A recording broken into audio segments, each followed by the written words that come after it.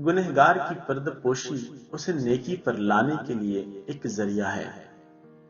بدنامی بعض اوقات مایوس کر کے انسان کو بے حس کر دیتی ہے اور وہ گناہ میں گرتا ہی چلا جاتا ہے۔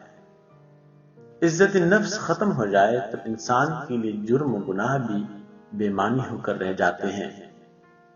غریبوں کی عزت نفس زندہ کرو، کسی کو غنڈا نہ کہو، کہنے سے ہی غنڈا بنتا ہے۔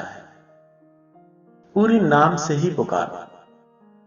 اولیاء اللہ محبت سے گناہگاروں کی اصلاح کرتے ہیں۔ اس کے برعکس مجرم کو پکا مجرم بنانے میں ظالم سماج کا ہاتھ نمایاں نظر آئے گا۔ یہ مجرم اور یہ گنہگار ہمارے سماج کا حصہ ہیں۔ ان کی اصلاح ہوتی تو ان کی تعداد میں اضافہ نہ ہوتا۔